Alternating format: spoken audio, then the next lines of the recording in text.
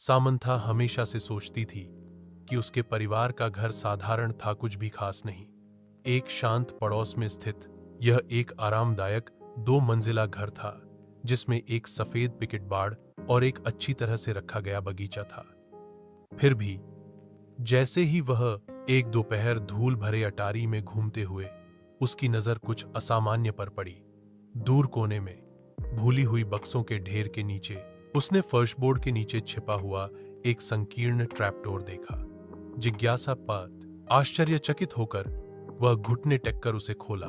नीचे स्थित छोटा सीढ़ीदार रास्ता एक धुंधले बासी सुरंग की ओर जाता था।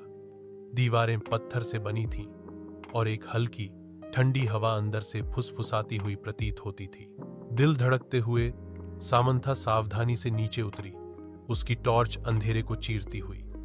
सुरंग उसकी अपेक्षा से कहीं अधिक लंबी थी, जो पृथ्वी के नीचे मुड़ती और मुड़ती थी।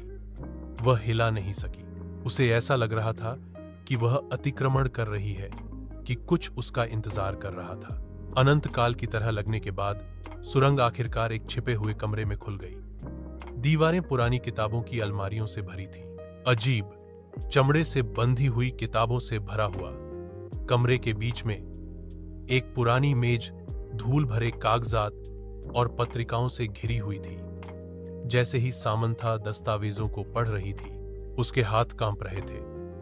रिकॉर्ड डीएस ने वर्जित अनुष्ठानों और गुप्त समाजों की बात की। उसके परिवार का नाम बार बार उल्लेख किया गया। जितना अधिक उसने पढ़ा, उतना ही अधिक उसे एहसास हुआ कि उसके परिवार का इतिहास अंधेरे रहस्यों से जुड़ा हुआ था। रहस्य इसे दफन रहना था। उसने कुछ ऐसा उजागर किया था जो किसी को नहीं जानना चाहिए था, कुछ ऐसा जो पीढ़ियों से छिपा हुआ था। जैसे ही खोज का भार उस पर पड़ा, उसने सबसे हल्की सी आवाज सुनी। उसके पीछे से आवाज आई, एक फुसफुसाहट, धीमी और ठंडी। वह अकेली नहीं थी।